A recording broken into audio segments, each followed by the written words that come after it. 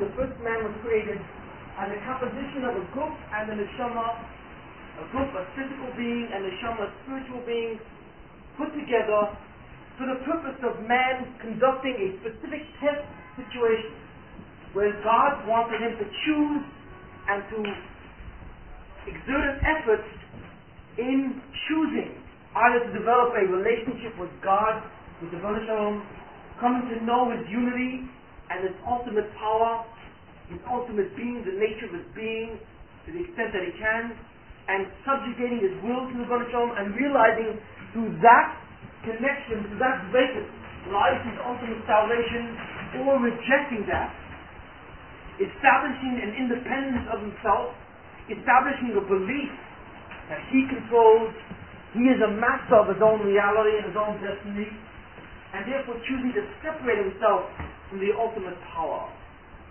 and distancing Himself from God and from the ultimate ability to become near to God. We have said that all this was for the purpose of man eventually going into Olam Haba, the future world, a world which is pure spirit, pure goodness, but that world is contingent on man's effort. Man must earn this through his effort. The Rebbeinu did not want to give this to man by virtue of what? By virtue of a gift, but He wanted to give it to man by virtue of effort, compensation. So He said to the Adam, you must work for it. You must choose divinity. You must choose Olam Haba if you want to exist in that situation. So what the Rebbeinu did was to emphasize the fact that Olam Haba lies in the hands of man directly.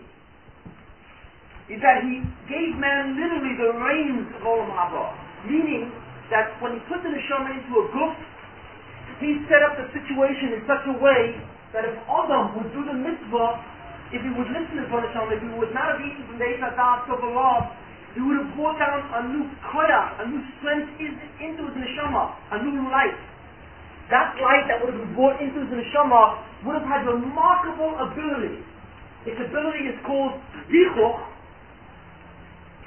Zichuch means purification, and it would have had the ability to change, to transform the nature of physical reality, to transform the nature of his body, to transform the nature of all reality, so that he is no longer impervious to spiritual insight, the way he is while he's in the body. In other words, man has the capacity to change the world that we see and make it into a spiritual world. The world in which you live in now. Right now, that world constitutes a barrier to knowing the ultimate good, to knowing the ultimate wisdom. Because the Rebbeinu is hidden through the world of the physical. Because He wants to give man free choice, and therefore disguise or conceal His presence.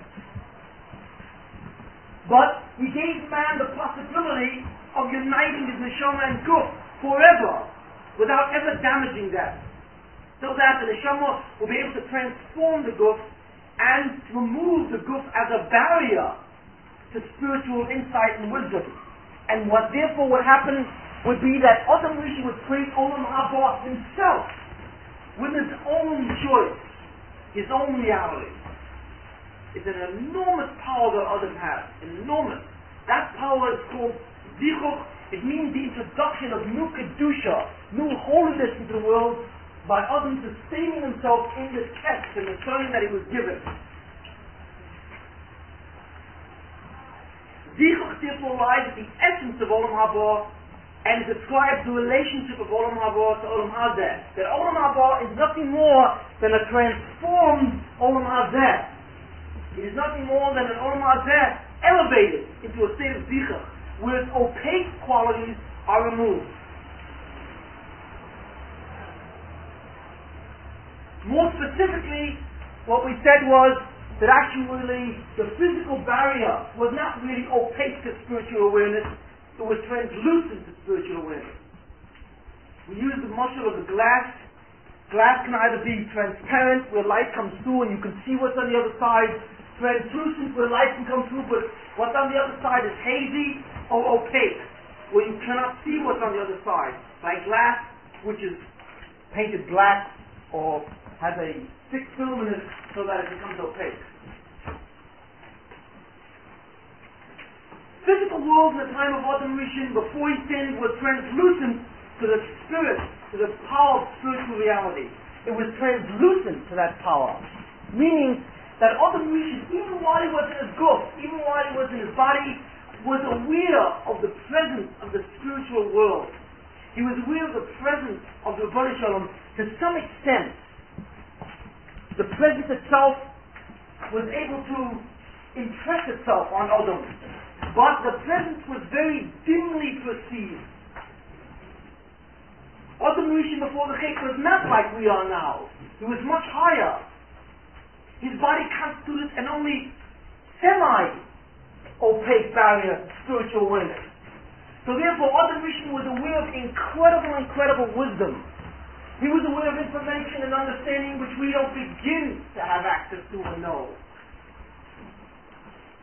It was a function of Adam Rishon to be mezacher, to purify the translucent state of reality and make reality or physical reality into a transparent world. This was his tachlis, to make it into a transparent world, so that suddenly all of physical reality becomes the substrate or the base of Olam Haba itself. It will no longer constitute a barrier. So, very simply, the purpose of Adam Rishon was to mezacher, or purify, or elevate, or transform his guf and his entire world, so that it was no longer impervious to the light of Olam Haba, specifically to the enormous light of the Rebbeinu Shalom's majestic presence.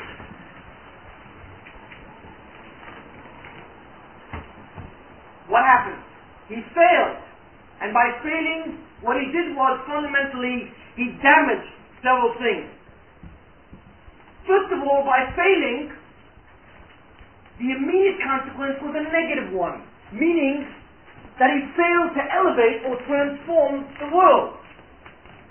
That's number one. He failed to do what he was supposed to do, which means that the physical world was not in a state of transformation. That's failure number one. That's really a negative or passive consequence. He simply didn't do the job he was supposed to do. That is a passive consequence. In addition, there was an active consequence. The passive consequence was the loss of zichor, that the world was not transformed, and Olam Haba never materialized. The second consequence, which is more damaging, was the active consequence, the introduction of Zohar. If you remember the way we said Zohar, how do we define Zohar? Zohar is in essence, very basically, the force of Tumah. The Rebbeinu Shalom, in creating the world, created a certain force called Ra, evil or Tumah, and what the Rebbeinu Shalom did was he used that force to create a world which is inadequate or insufficient. We will not go into the details of that. But the Rebbeinu created a physical world with the force of Ra, or the force of evil. The force of evil, or Ra, is a necessary item. It is a necessary ingredient to create a physical universe. Without the force of evil, the physical universe would never have been able to be created. Hence, the Rebbeinu created this force so that he can create the physical world. Why do you want to create the physical world? So he can say to Adam, look, you go into this physical world, become part of it, and elevate it. Create your own Olam Haba. Zichor. So basically, the force of evil was used as an essential constituent, or really a constructive element, to create the physical world. I won't go into the details of that at this point. When Adam did the sin, he brought that force of evil, which was simply a constructive force used to create physical reality, he brought that into physical reality itself. Such a thing never existed. The force of evil was not a constituent of the physical world. It was simply a creative force which was used to create the physical world, and through it, it could attempt to seduce man. But its residence was not in the physical world. The physical world was in a state of purity. Tahara, even though it was in a low state, because it was a physical world, and it constituted a barrier to spiritual awareness, nevertheless it was pure, it was Torah. Torah means that it has no vestige, it has no aspect of this evil force. This evil force was simply used in its construction, but that force itself did not reside in that world. However, when Adam Rishon did the sin, when he refused to listen to what the Baruch said and he ate from Eitz Hadas, he took in that force into the world.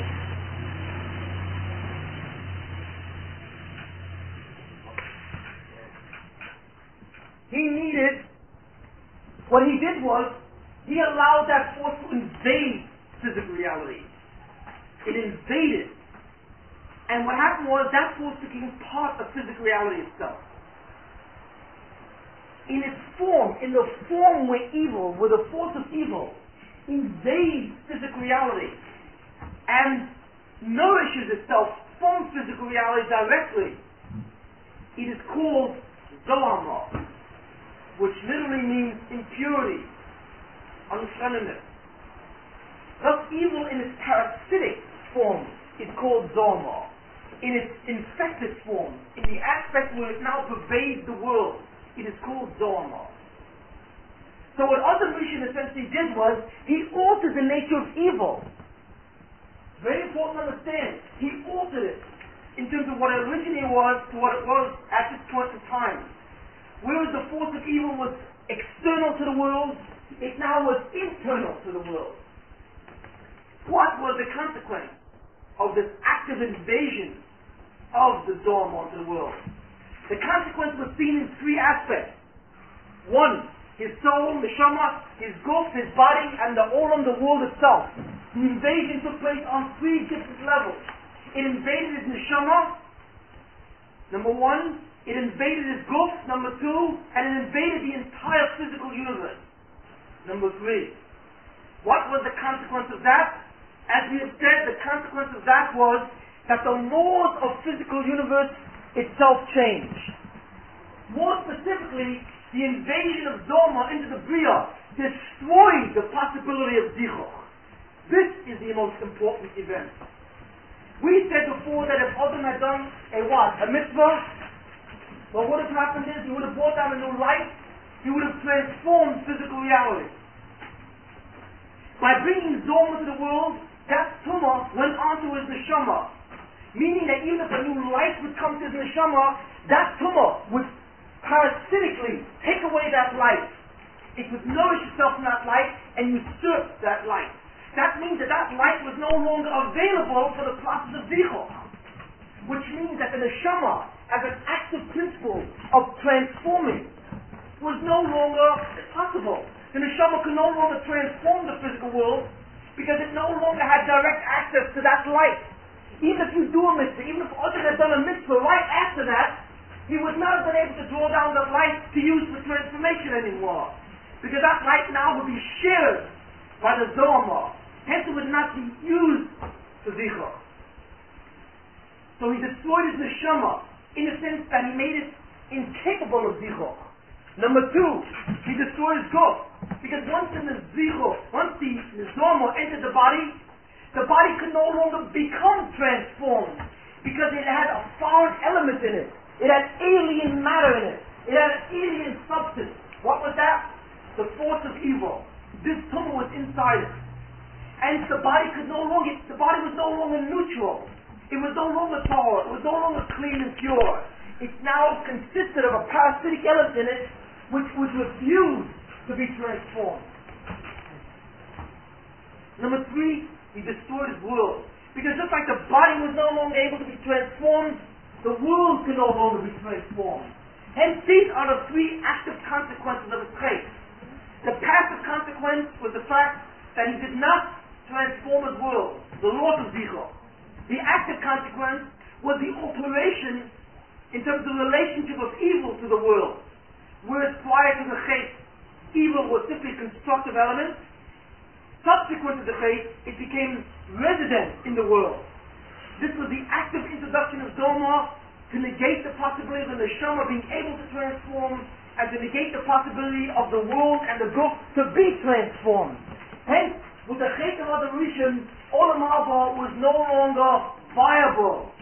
It was all over.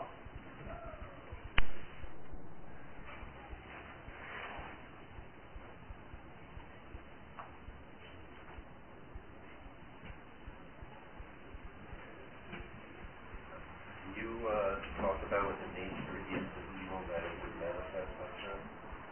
Yeah. In the world? Why is it, what's its nature so that it prevents the neshama from doing what it was going to do to growth in the world?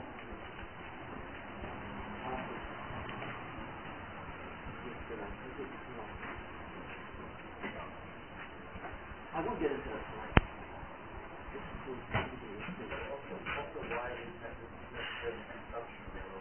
Okay.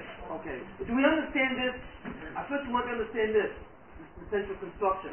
Okay. Now, let's go on. What we said was that the invasion of Sodom into the physical world essentially is not seen directly. You can't see any evil in you. You don't see it. Where it was done is the following. The invasion in the neshama means that the neshama lost its power and became fragmented. And what happened was, the ability of the neshama to make a person aware of spirituality was decreased. That means that the essential presence of evil in the neshama of man is a reduction of awareness or the reduction of human consciousness. That is its essential mode. Very important to understand it. Again, we spoke about this last week when I talked about Tisha B'Av. The essential effect of Zomor on the neshama is to reduce its connection to spirituality. So that therefore when the neshama is in the body and the person is a result of that, he is no longer aware of the spiritual realm the way he should have been. It is a diminution, it is a reduction of consciousness. And as I said, the destruction of the Beit HaMikdash was essentially an illustration of that. It is a reduction, a diminishment of what man is capable of knowing and what is capable of being. So that, whereas we were once people who were able to know and understand and relate to things which are extremely high and sublime, we no longer have that ability. We have no contact anymore with the spiritual world in the way that we should have had, if the Zomor did not exist on our soul. The existence of Zomor into the physical world means the alteration of physical reality. All the laws of biology, chemistry, and physics, all the laws, the way reality functions was altered, so that for the first time the degenerative processes entered the world. Prior to the Chet of Adam Rishon, there was no such thing as death. Nothing ever aged. Nothing ever died. Not only in animate matter, even in inanimate matter. No, Adam did not die. He never experienced any aging. He never experienced any exhaustion. Nothing of that sort ever existed. Nor did the animals ever experience anything like this. And even in the inorganic world, there was no such thing as loss of energy, loss of entropy. There was no such thing as chemical disintegration. These things did not exist. In the atomic world, there was no such thing as particles annihilating each other, and so on and so forth. This entire side of the universe called disintegration or deterioration did not exist at all. The introduction of Zomor into the world meant that the force of disintegration entered the world, so that, as far as we're concerned, everything dies. Living and non-living matter dies too. But it's a different type of death. The thermodynamic death. That's the way we see evil in the world at this time. What does the Banishim do? The Banishim instituted a series of rehabilitative measures to alter and to undo the damage that Adam did. That's what he did. Last time we described these essential measures, which I will not go into detail. We have described it, we have shiur on that, we have tapes on that if you're interested in getting it. Essentially, the neshama, the process where the neshama would be cleansed of its Zomor and re-access the light that it once had was introduced. essentially through tshuva and through yisurim, through suffering. This is how the neshama would do it. The body would have to die, and after it dies, it would again be reintegrated, which is called resurrection of the dead, and the neshama would again be put back into the body, so that the person would again stand up anew. The world also would have to be resurrected. In other words, in order to undo the damage of other missions on the body and on the physical universe, what the Rebbeinu Shalom decreed was the concept of death. Rather, the force of evil itself decreed that concept. Because evil by its nature takes away, it doesn't give. So the introduction of evil into the world is a disintegrated one. It undermines reality, so it goes back to zero. That's the nature of evil.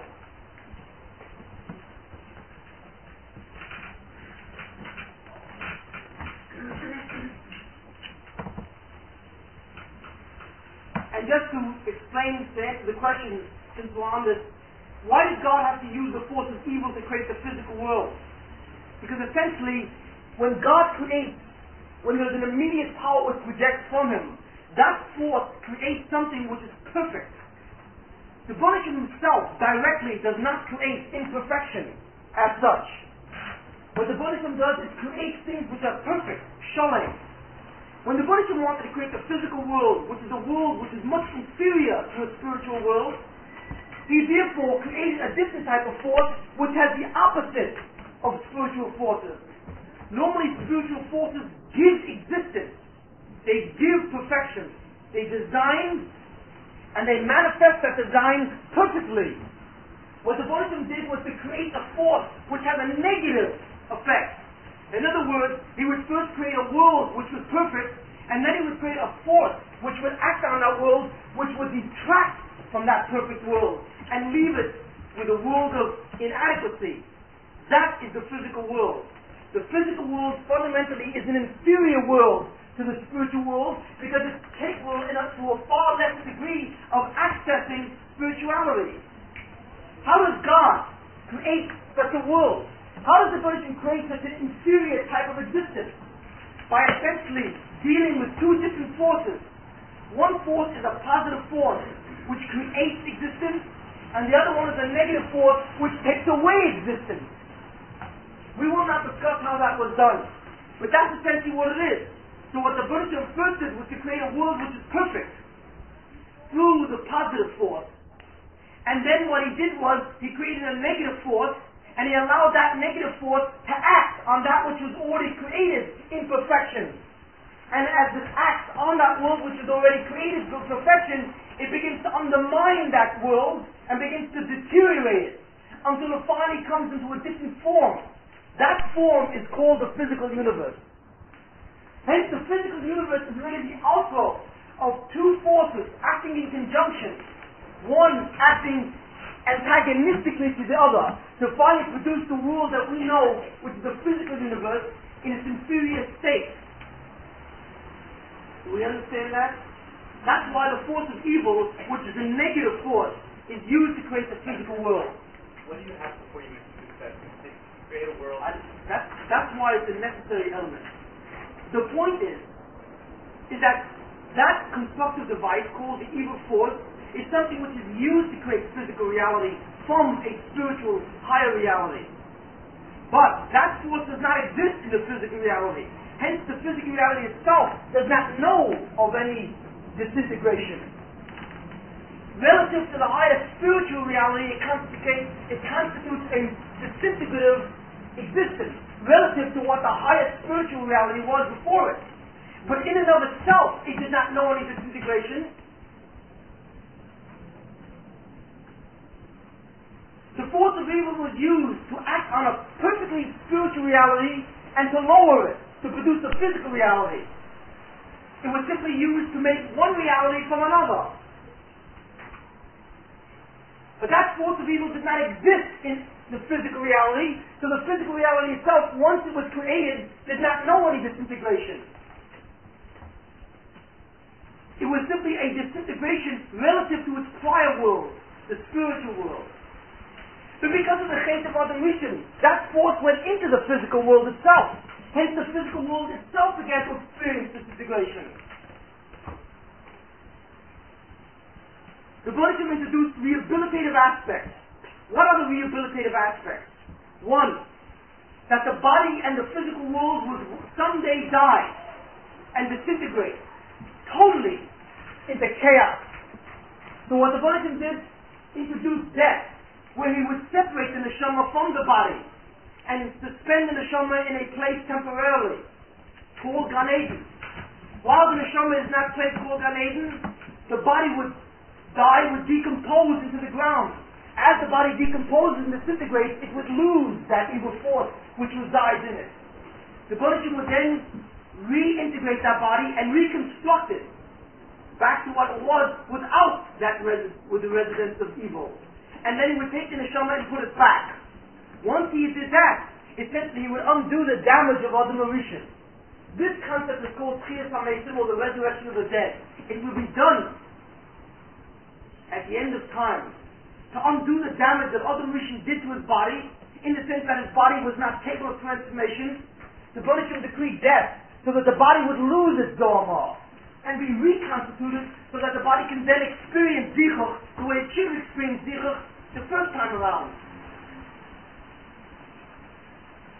To remove the damage that was done to the world also has to undergo disintegration and annihilation, chaos. And that's what will happen. In the future time, this physical world will be totally annihilated, completely. Not the people on it, the world. And all the people will be placed in a spiritual haven at that time. We will get to that in detail later on. And while that's happening, the physical world will be completely destroyed and reduced back to its formlessness. And then after a while, once the Dharma leaves that physical world, the world again will be reshaped. But this time when it's reshaped, it will be reshaped in a new form. It will be reshaped in a new form without any evil in it. And it will be capable of a total transformation. And then all the people will again re-inhabit the world, and that world will become Olam Haba. We will get into the details of all that later. It's an advanced and complex process. You have to know many more principles to understand that. Thus, essentially, what the Buddhism has to do to undo the damage of Adam Rishon is remove the Dharma. The removal of Dharma is called Tahara. Tahara means purification. The world before the sin of Adam Rishon was Tahor. It was pure. After the sin of Adam Rishon, it became Tameh. Tameh means defiled. The Buddhism has to restore the world back to a Tahara by removing that Dharma.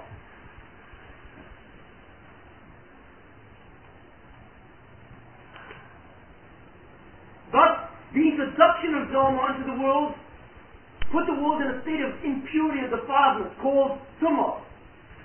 The removal of that Dharma into the world, from the world, is called Tahara. Why must this take place? Because a world in a state of Tumah is a world with Dharma. A world with Dharma is a world with evil inside its midst. That's a world which is not capable of transformation, which is necessary to bring about Olam Haba. Hence that Tumah must be removed. The processes where that Tumah is removed is called Tahara. And that's done through death, universal disintegration, and the suffering that a person goes through in life.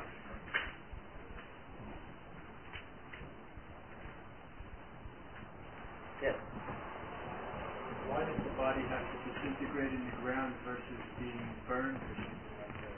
Because it has to go back to its original form. It came from the ground. The body was created from the world. It was created from the elements of the ground. It has to disintegrate back to its original state, which is the elements of the world. And I don't know if this is too far off from where you are right now, but there's the whole thing that says in the Midrash that even before man was created, that the trees were created and they were supposed to, even the bark was supposed to taste like the fruit. Yes. But they disobeyed, right? They disobeyed before man even broke God's word. Is there something in the earth? Since man was created from the earth, the trees came out of the earth.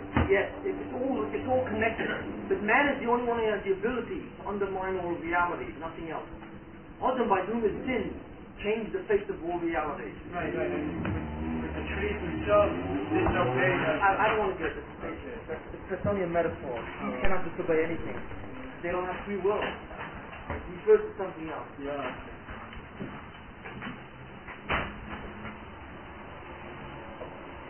We understand this. Do we all understand this basic structure? Okay, let's move ahead. Let's move ahead. There's an infinite number of questions that can continue to be asked on this, but the questions will be answered over time.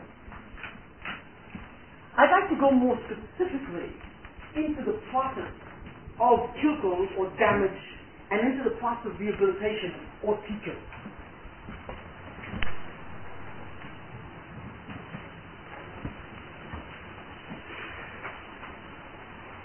Adam HaRishon, the first man, was created with a certain type of soul.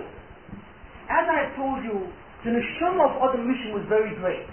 And because it was so high, it allowed him to know an enormous amount of wisdom. But it was not the maximal level of wisdom. It was not. Why not? Because Adam HaRishon was missing a part of his neshama which he never had. It was a part of the neshama that was created at the beginning of time and never given to him. It was a certain section of the soul that he had never experienced. If he would experience that section, or that part would again integrate itself with the neshama, he would be capable of the ultimate wisdom itself. What is that ultimate wisdom? That ultimate wisdom is the wisdom and the understanding and the spiritual affinity which takes place in Olam Haba. There is a certain name that's given to this neshama. I'd like you to remember that name. The name is called Yechida. That's the name of that neshama.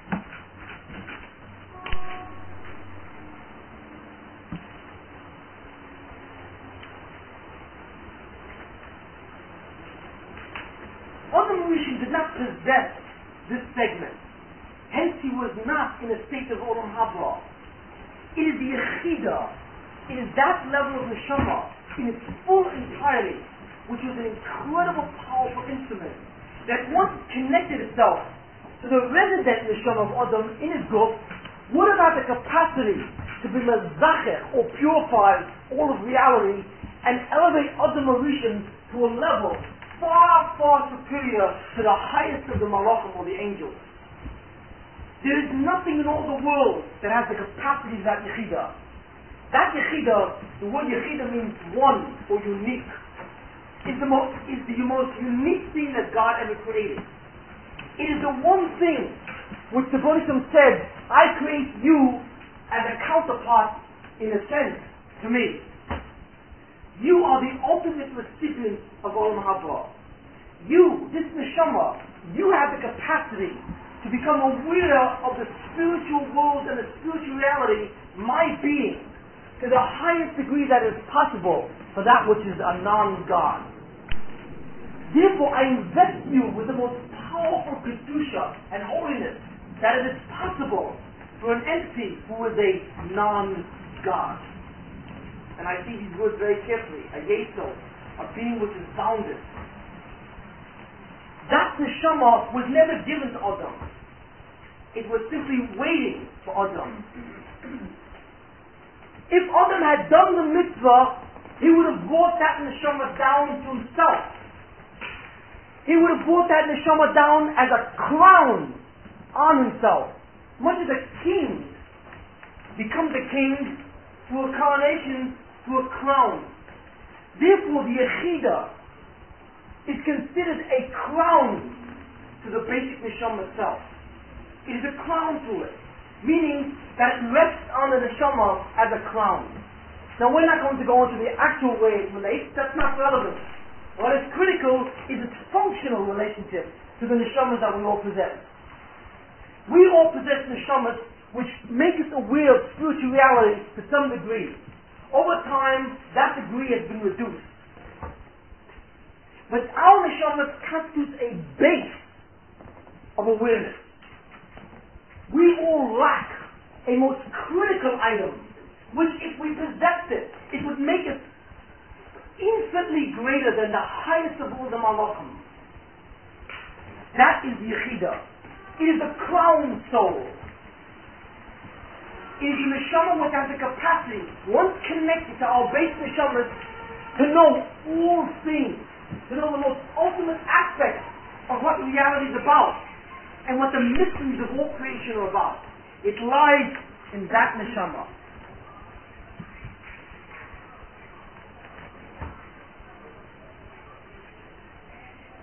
The Baruch Shalom did not want to give that neshama to Adam Rishon. Why? Because he wanted Adam Rishon to earn that neshama. This is a consequence of its work. This is the neshama which makes Olam Haba possible. That's what transforms all of physical reality and makes the knowledge of Olam Haba possible, Yechidah. The Baruch Shalom put Adam Rishon into the world with a base neshama and said, work for that new neshama, work for that crown called Yechidah. If you work for it, it will come down on you. And once you are coronated with Yechidah, with that crown neshama, you will elevate all of physical reality and create Olam Haba, and you will become a resident of Olam Haba, meaning that you will be higher than anything that I have ever created. You will be the highest non-God entity possible. If Adam had done the mitzvah, he would have been crowned with that Yechidah. Failing to do the mitzvah meant that in essence that Yechidah never came down. It never came down. Where is that Yechidah? It is still up there, if I may use physical direction. It is in a place called Cain Sipor, the bird's nest. It resides there, and it awaits the work, it awaits the success of mankind to bring it down.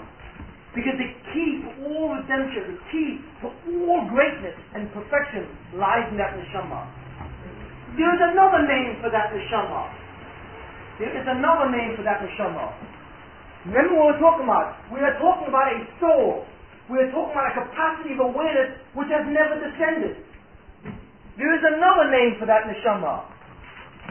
What is this other name?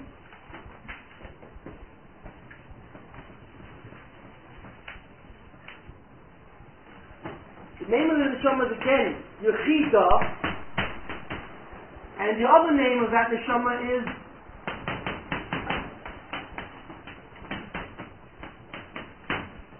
what is that?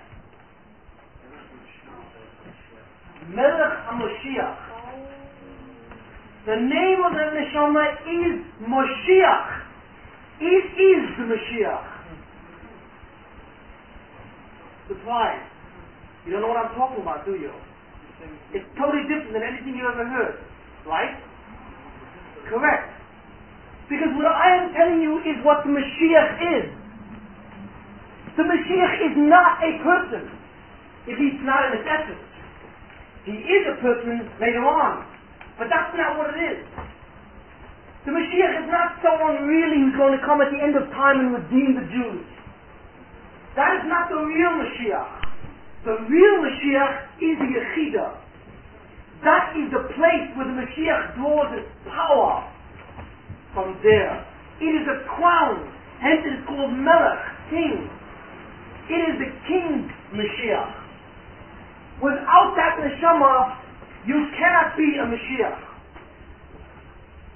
If you possess this neshama, you become a Mashiach. Do we understand it? Obviously. Because you become the perfection. You become the climax of all creation. Therefore, we understand what the Mashiach really is. The Mashiach is nothing more than a state of awareness. It is a state of being which constitutes the pinnacle of all wisdom. It constitutes the climax of all creation. If you possess that Yechidah, you become the Mashiach. That's it.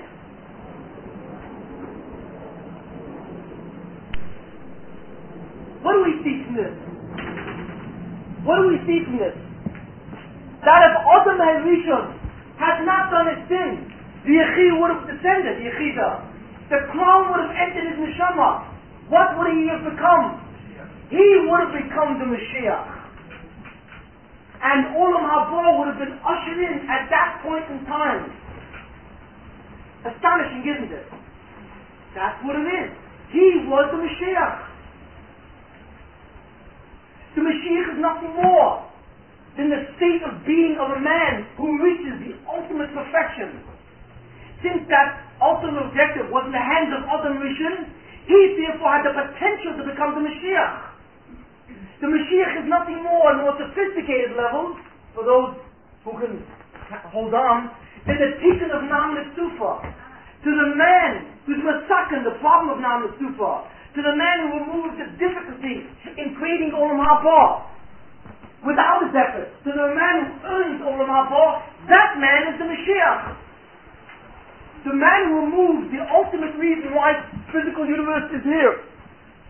The man who undoes the physical world and its reason. The physical world was created why? So that man could earn Olam Haba through his efforts. Why? Because it is an established fact that if God had given Olam Haba to people, to a person, without any effort, he would have resisted it and he would have rejected it. Because the man, by virtue of his fundamental nature, since he is like God, says to God, I cannot take something for nothing, I must create it, just like you. Just like you are a creator, and you made me in your image, I also am a creator, a mini creator, so to speak, and therefore I must create my Olam Haba. So therefore the Buddhism says, okay, I will allow you to create your Olam Haba, I will put you in a situation called the physical universe where you have to work for your Olam Haba. So the entire reason for physical universe, the entire reason for this world, is simply as a condition, as an opportunity to allow man to work for his Olam Haba. That's all. So that man will not reject it when God wants to give it to him. Because man will not reject that which he has constructed himself. To the man that successfully does that, to the man that takes Olam Haba with his efforts, that man is Mashiach. Adam HaRishon was the Mashiach, or should have been the Mashiach.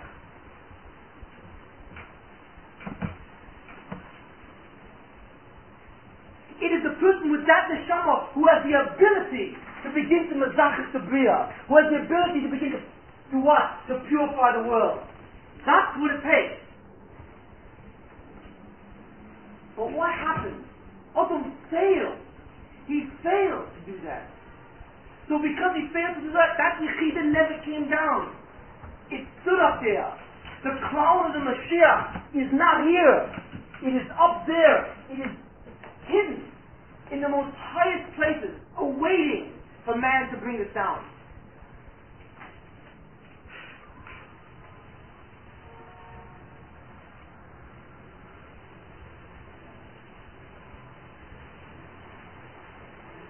What happened to the neshama of Adam HaRishon as a result of the sin?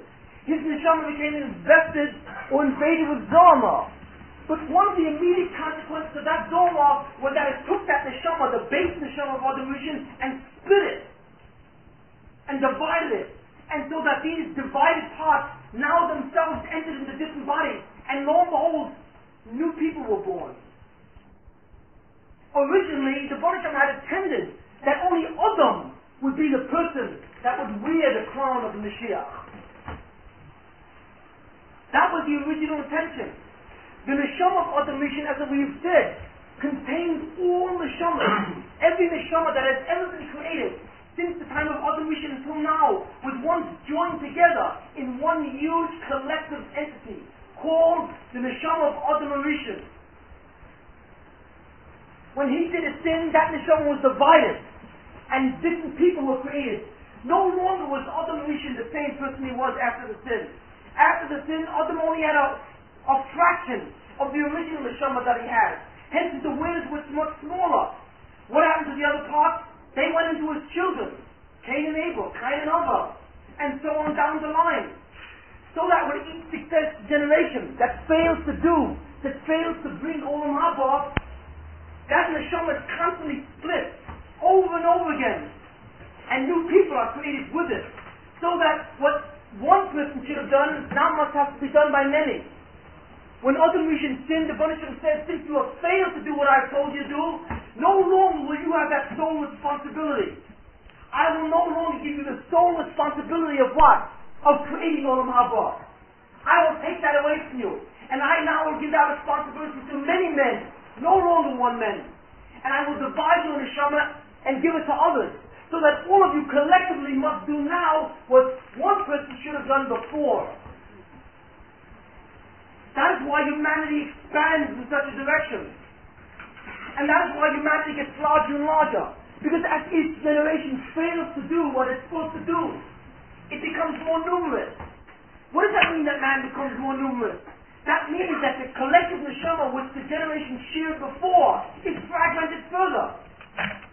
The more the neshamas are fragmented, the less each of us has. The smaller our Olam Haba is. If Adam had done the mitzvah, he would have had the entire Olam Haba. He would have been the entire Olam Haba. But once he failed, that neshama was now distributed to many. So that now there are other people who now must work for that Olam Haba. But collectively they can't do what Adam was in singular before. When that generation fails, it again is fragmented. So that each generation descends, becomes more numerous, neshamas get smaller, and therefore we are all capable of less and less Olam Haba. That is the most profound result of the Dharma. But Adam Rishon before he sinned was the person in which the ultimate purpose of the Bria, the creation, was invested in. He's supposed to have been the man who would have brought down Yechidah. He should have been the Melech HaMashiach. That neshama, therefore, is neshama which is capable of great tikkun. The neshama has the power to elevate and transform the world. When Adam failed to do what he was supposed to have done, we said that the immediate passive consequence was that he failed to transform the world. That means that he failed to bring down the Yechidah. But there was another consequence, the active consequence where evil came into the world. What that meant was the following. This Yechidah entered into a new state, which it had never known before. It wasn't simply remained the way it was before, it entered into a different reality. And in that reality, it had to undergo very great difficulties. So that there was a new process which was created for the first time. And that is the process of Tahara. Whereas before the sin of Adam, there was only one process called Dichuch, which is the process of transformation through the Yechidah. After the sin of Adam Rishon, it became necessary to remove the Dharma. Hence what became critical was the process of Tahara, the removal of Dharma and the purification of the world. You see, where is that process done? That process is also done by the Yechidah. It is also done. But it is done by the Yechidah in a different aspect, which we will not go into. Hence, what happened was is that the Yechidah has essentially different conditions to it.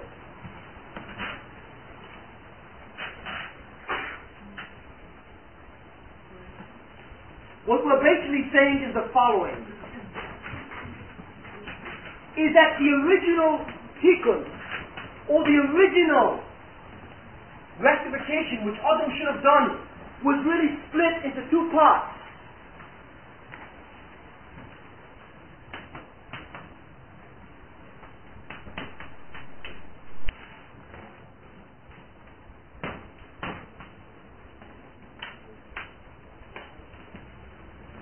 Adam Rishon was supposed to bring down a new light into the world, and from that light he was supposed to transform it.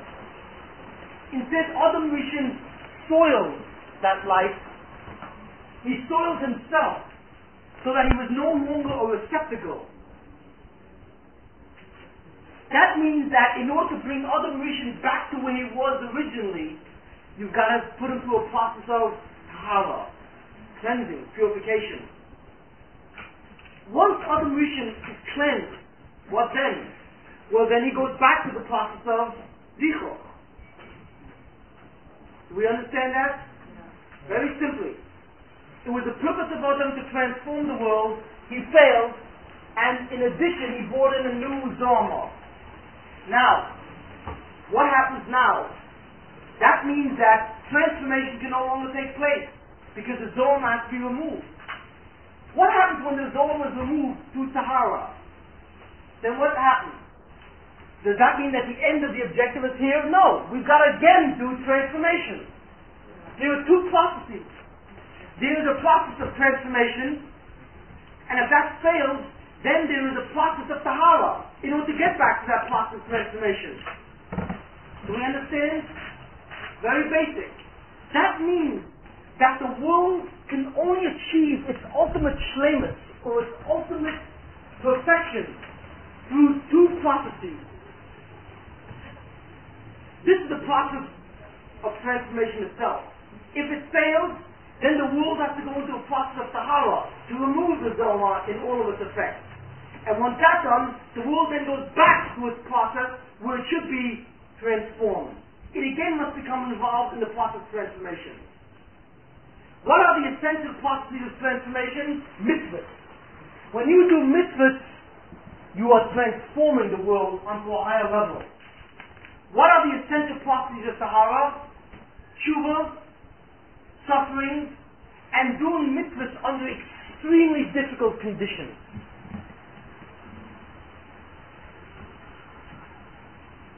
Those are the two processes. The world cannot exist without both of them. These two processes have names. They have names. And it's important to know what those names are. The name of the process of Zichur is called Moshiach ben David.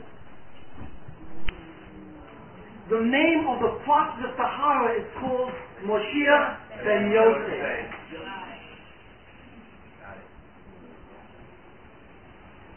In other words, the original Yechida, which is the Messianic principle itself, was split into two different aspects, in a sense.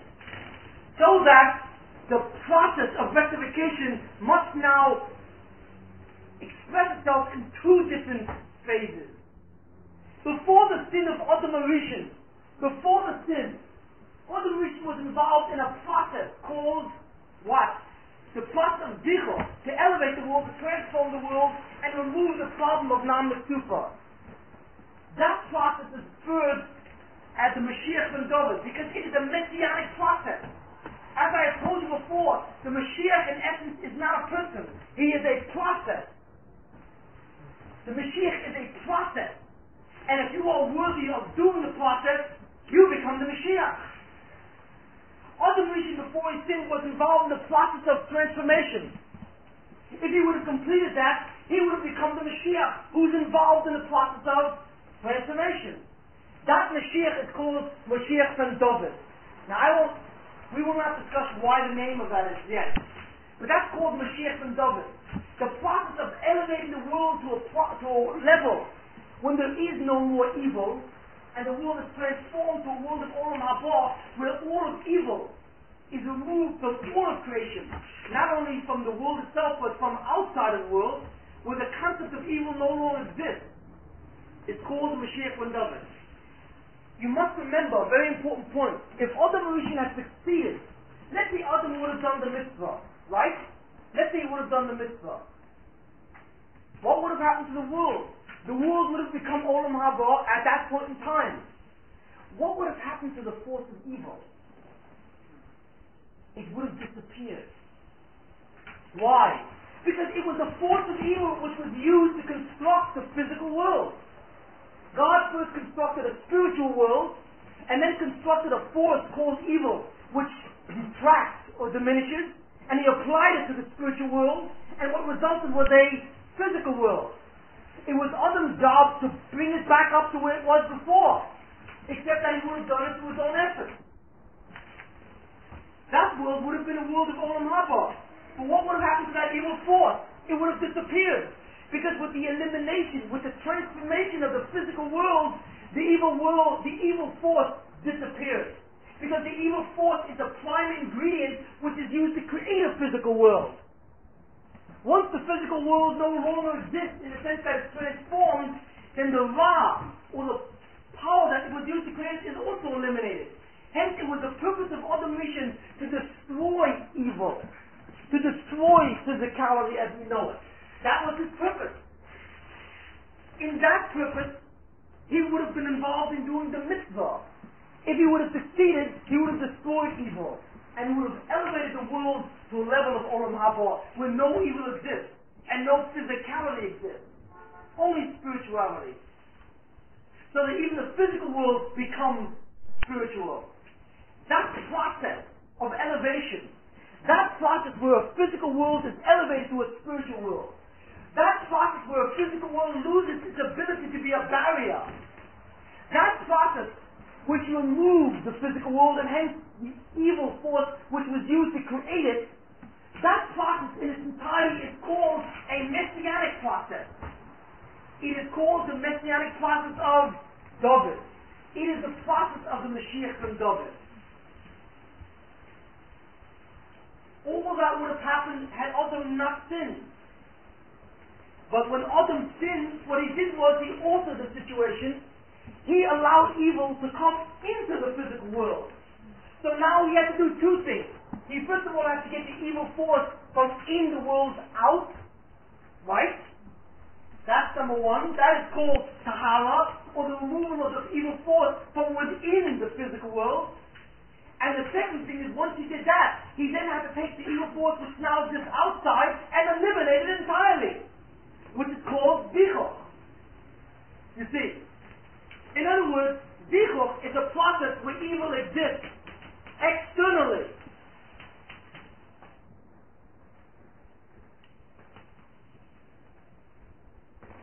It was a function, it was the purpose of Adam to destroy the evil world, the evil force externally.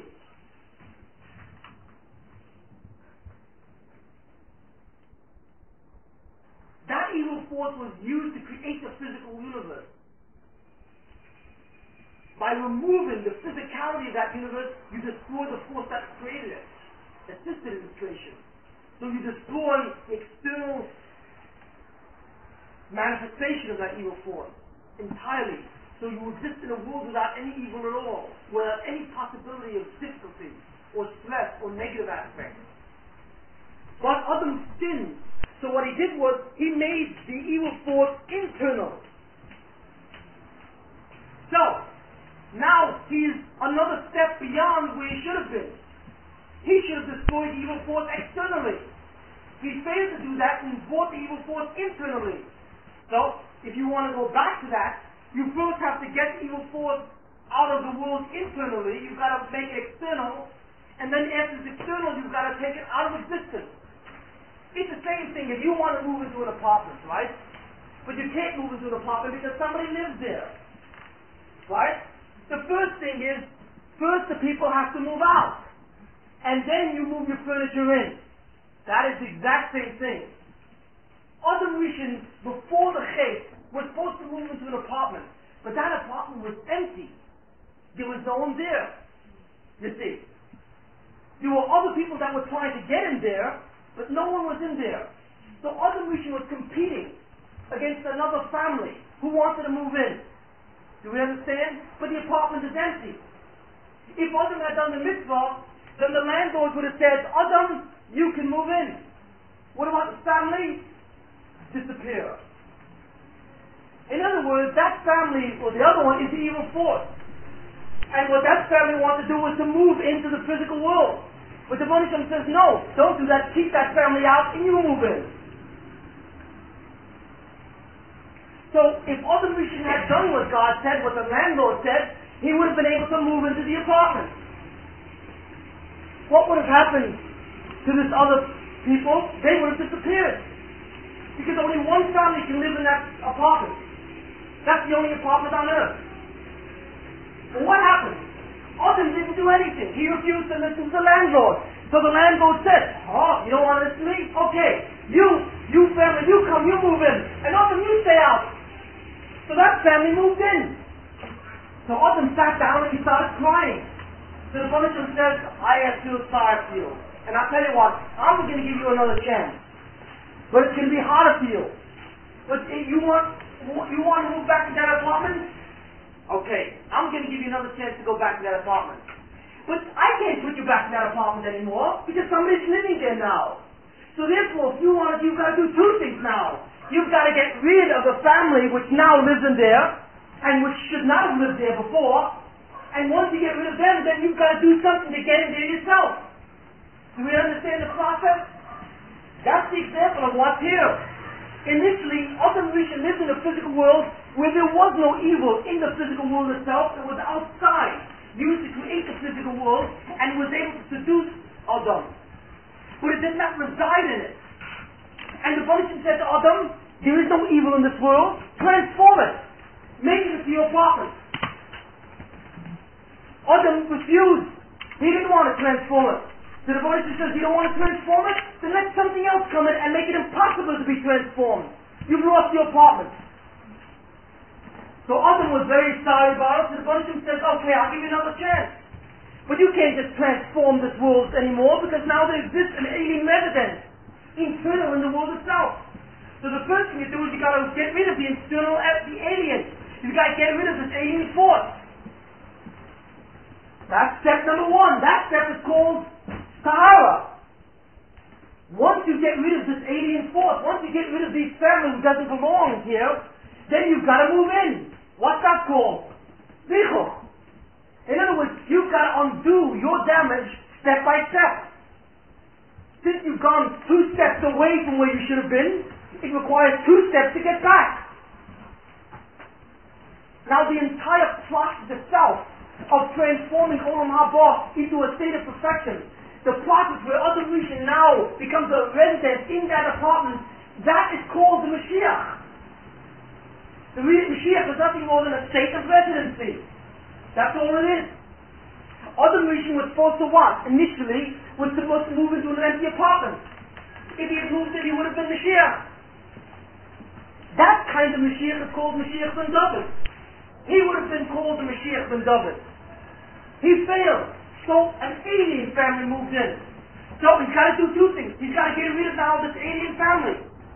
That's called Mashiach ben Yosef. The removal of something which does not belong somewhere is called Mashiach ben Yosef. And the reinstatement of something which does belong there is called Mashiach ben David. Do we understand this? That's essentially what it is. That means that once Adam Rishon did the sin, there were no longer one Mashiach. There are now 2. There are now 2 messianic prophecies. There is no longer one messianic process of transformation. There is now 2 messianic prophecies. One of transformation and the other one of eviction. Eviction is a process called Mashiach ben Yosef. Tahara. And reinstatement is called Mashiach ben David. Since the time of Adam Rishon until now, the world has been involved in these 2 prophecies, except that you are not aware of it. There is not a day of your life that goes by when your life does not reflect both of these prophecies. Both. And these 2 prophecies are wedded together. They are wedded together. There's a very famous medrash that we can understand from this. And what is that? After the sin of Adam Rishon, Adam was a prophet, so he was able to see in the future. He saw up ahead that one day there would be born a king called David, King David, David HaMelech. And then when he looked further, he saw that David HaMelech was supposed to die at birth. He was supposed to die at birth. Right away. He wasn't supposed to live at all. So Adam Rishon said, I see that there is this king who's supposed to die at birth. Tell me, what can I do to save him? So the Banishim says, you are supposed to live 1,000 years. So Adam said, I tell you what, I take 70 years of my life and I give it to David HaMelech. So I will only live to 930. let those 70 years be for David HaMelech. And Baruch Hashem says, fine. So it was. David HaMelech was born and he died at 70. Because he took the 70 years of Adam HaRishon. That is a very famous message. But when you really think about it, it makes no sense. There are a lot of people who are going to die. If Adam HaRishon wants to begin to contribute some of his years, there's no shield, there's no limit. There are many people who die at birth, who only live to 20 or 40 or 50 or whatever have you. What was the big specialty about David HaMelech? And why was David HaMelech supposed to die at birth?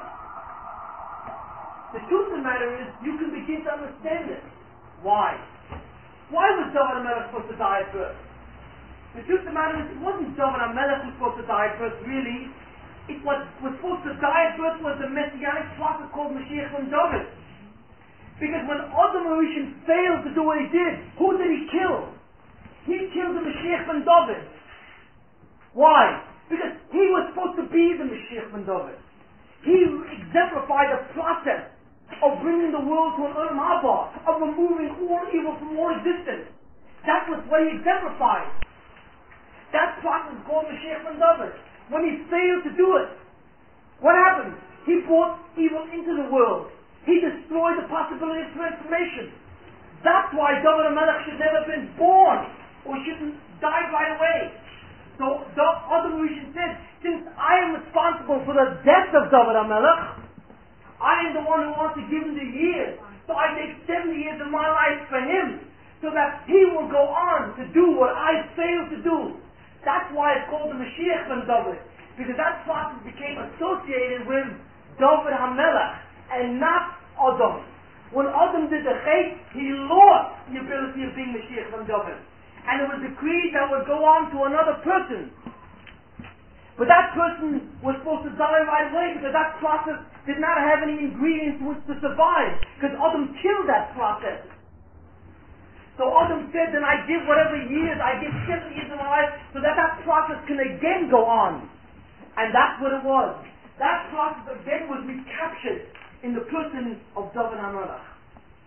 That's why anyone who's involved in the process of transformation is called a Moshiach ben David. How do we know this?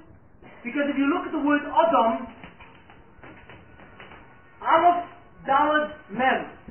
Aleph stands for Adam, Dalet stands for David, and the Mem stands for Mashiach.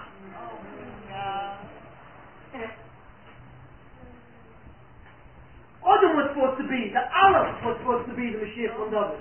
He should have had the Messianic crown. He should have been the man who rectified the world and transformed it into an ultimate state. He failed. So he gave it on. He passed it on to who? To King David. But the truth of the matter is, it only started in David. And it failed to be exemplified in that time also. So David HaMelech passed it on even further. To who? To someone in the distant future. Who is that? That is the man who will ultimately appear to be the Mashiach ben David himself. Who is the ultimate Mashiach?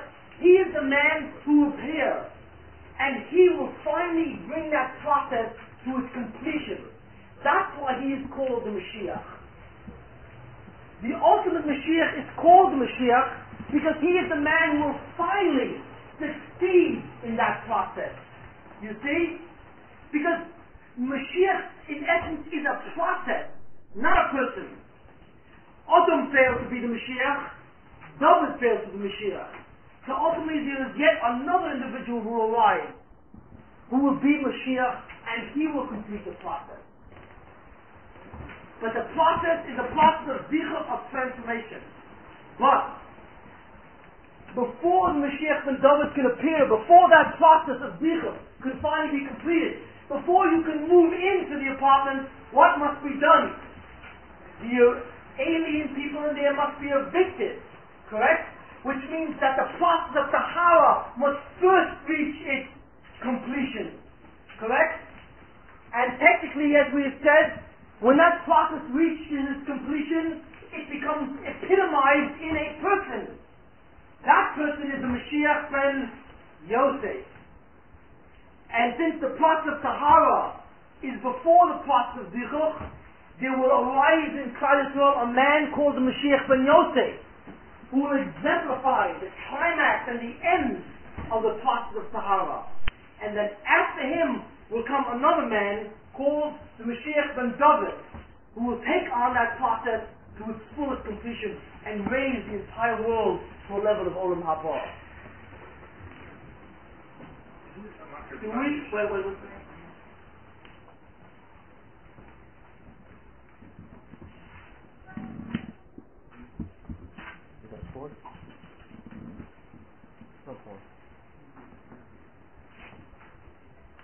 Do we understand what I said tonight? The Mashiach is not a person. He is a process fundamentally. He becomes a person if that person succeeds in fulfilling that process. The essence of Mashiach is the tikkun, or the elevation of the world to Olam Haba. That's what Mashiach means. That's the process. Whoever does that process, finishes it, becomes Mashiach. Adam was supposed to finish the process. He should have been Mashiach. He failed. And he failed in such a way so that that process now was split into another process which had to precede it.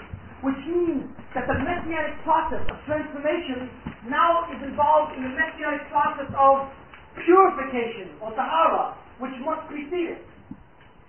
That means that now, where there used to be one Mashiach and one process, there are now two Mashiach who culminate two processes. That is called the two Mashiach. Mashiach ben Yosef and Mashiach ben David. The Mashiach ben David is the process of ultimate annihilation of evil. The ultimate annihilation of evil is called the Mashiach ben David. The elevation of the world to Olam Haba, the annihilation of the physical reality as we know it, and the elevation of our reality to a spiritual realm is called Mashiach ben David. The failure of that introduced a new messianic process. That new messianic process called Mashiach ben Yosef. That is the process of the removal of the force of evil simply from this world, but not the annihilation from existence. The externalization of the force of evil in a place where it doesn't belong. And the restoration of mankind to what he was once before Adam sinned.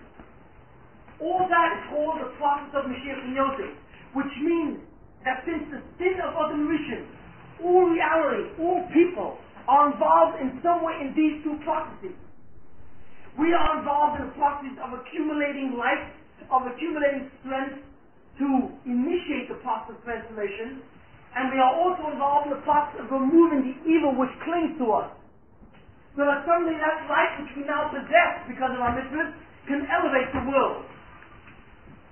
In the end of time, when those two processes are completed, they will become personified in two people. One called Mashiach ben Yosef, the other called Mashiach ben David. But until that time, they express themselves as processes. Every day in your life, you are involved in these two processes. Because every part of your life is involved either in doing mitzvahs and bringing down new light into your neshama to allow it to transform, or removing the dorma which exists on your neshama. Those are the two elements. That's why these two processes, called the Trei Mashiachim, the technical word for this is called Trei. The word Trei means two in Aramaic, and Mashiachim means plural for Mashiach. The Trei Mashiachim, the two Messiahs, represent two processes. They represent the two processes which are the fundamental events that determine all of human history and everything that goes on in your life, one way or another. In their ultimate forms, in their climactic stages, they will be personified as people, but only in their climactic stages, not before. So, the Trei Mashiachim are the two processes. The process of transformation, Zichur, Kedusha, and the process of purification, tahara. And I've given you a number of examples to illustrate that. Next week we will discuss the structure of these processes in history. Right now I'm just explaining to you what the processes are and how they came into being. Next week we will discuss, to some extent, how these processes manifest themselves from Adam till now, so that we have an overall view of the expression or the manifestation of these processes in human history itself. Okay. What does it mean that the time of the Mashiach is going to start? What's going to happen spiritually to bring in, to usher in that? What essentially happens in a very general way is that Yechidah descends for the first time in creation. It descends. And who does it descend on? On a person, whoever that person is. It descends on him and he becomes the Mashiach. And it not only descends on him, but it descends on somebody else in that world. Because in every generation, there exist two people. Both of them have the capacity to receive the crown called Yechidah. And only two people. Because their base in the Shema is extraordinarily powerful. And those are two people who are born in every generation who wait. And who exist. Maybe the Messianic time will start. Maybe. And they wait. They have two base in the Shema, which have the capacity of absorbing that crown.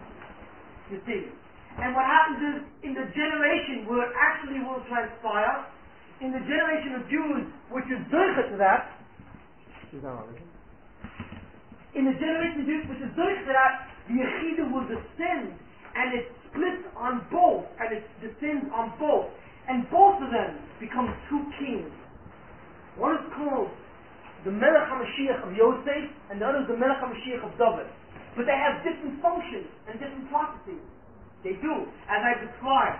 How those processes take place in detail is something that we have to discuss later on, you see. But they are both equal, and they're both incredible giants. Because of the fact that the Yechidah descends on both, you know what they look like? They look like walking Beit HaMikdash. Both of them, in human form, contain the Shekhinah on them, like the Beit HaMikdash had it. So that when you're in the presence, there's an instant window to heaven. Just to be in their presence, you can barely sustain to be in their presence. That is how awesome their figures are, and for a good reason. You know what it is to have the neshama called Yechidah? To have the power of that neshama? Their intelligence, their wisdom is so profound. If you go to a person with Mashiach ben Yosef, if you go over to Mashiach ben David, and you ask him any question you want, he gives you the answer in its real truth. If you ask him why did this happen, he will tell you. What is about to happen, he will tell you. He will be able to sit down and in detail itemize to you why everything happened in your life, minute by minute. Where does that wisdom come from? That wisdom comes from the Yechidah. But it's more than wisdom. He has a power of decree. If he simply says something, it is. It becomes that way. If you want someone to become wealthy, the person becomes overnight becomes wealthy.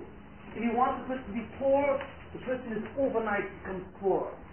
Cured, overnight cured, no matter what is presented.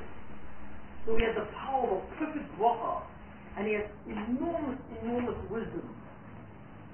Where does it come from? From the Yechidah. And both of these Mashiach have it equally, except that they have it manifest in a different way, because they have different purposes. But they have it equally. And of the two people, which one has the more difficult job? If you will notice a very interesting thing, whenever you learn or read a tape or in a siddur and you daven and you mention Mashiach, which Mashiach do you mention? Did you ever see a prayer, or did you ever see anything written about Mashiach ben Yosef? No one. In fact, the entire concept of Mashiach ben Yosef appears once or twice in the entire Talmud. That's all. The Mashiach ben Yosef is almost never mentioned, totally ignored, and almost everyone is completely ignorant of. Why? Because that is the primary process which is going on now. And since it is the primary process which is going on now, it is the more hidden of the two, so that it can go on.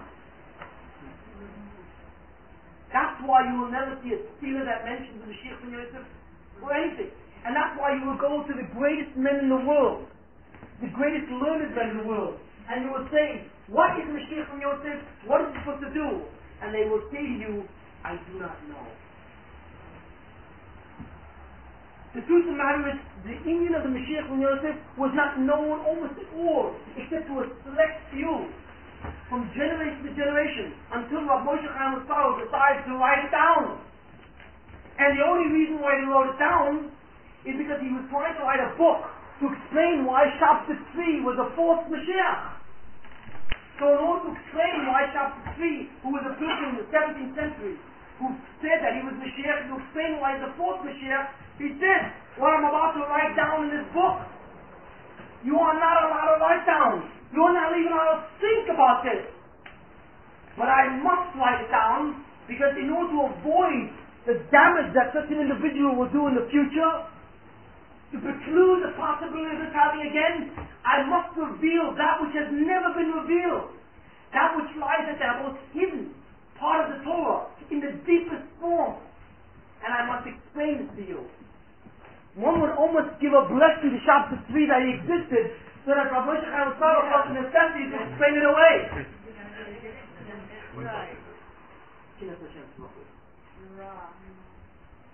But even with this sefer, and anyone can buy it, it is a very difficult sefer, and very few people know of its existence or of its awareness, because it is not the time.